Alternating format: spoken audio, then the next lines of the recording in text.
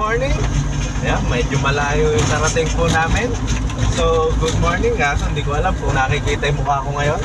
So, nandito po kami ngayon sa Tagawayang, Quezon, kung saan ay magkakabit po kami ng solar. Medyo malayo po yung mapupuntahan po natin ngayon.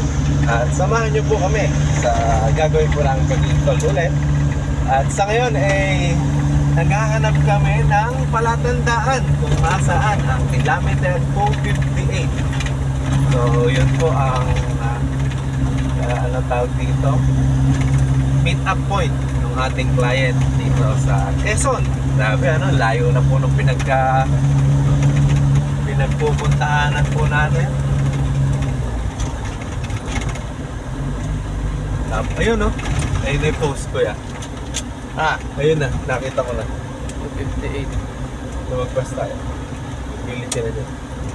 Baka dyan din tayo nandoy. Sa kanin baka din. nga dyan din. Ayan, Malbog. So dito tayo pupunta, Malbog. Ayun. Tama, doon nga. Ayan. Nandito na kami kamo sa may. May nakita akong malapit na McDo. Ayun na. Ay, nako. Okay po. Ayan po. Hindi na po tayo sa Malbog, Malibog. Malbog po yung pupuntahan ko natin. Yung ating Farm for Life by Charlie.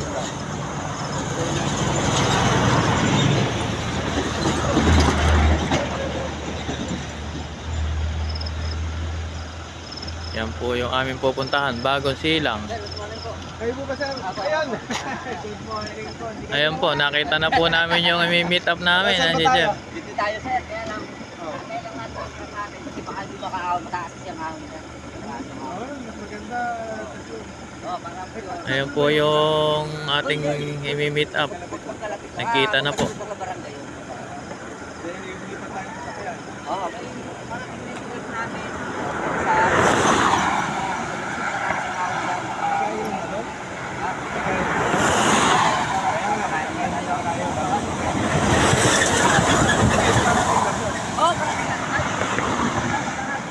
Nabot po kami ng umaga sa biyahe. Mga kabiyaherong dala.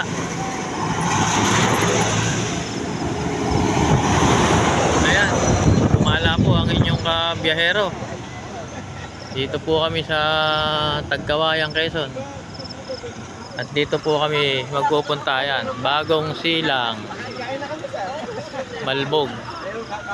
Ayan po. Maraming salamat po sa ating Panginoon. Camarines Norte kanina. Ay, ganun. Malayo na rating. Hindi, yung boundary kanina. Doon daw tayo pupunta. Tawid na lang. Ayan po yung aming mga kasama sa pagsasolar.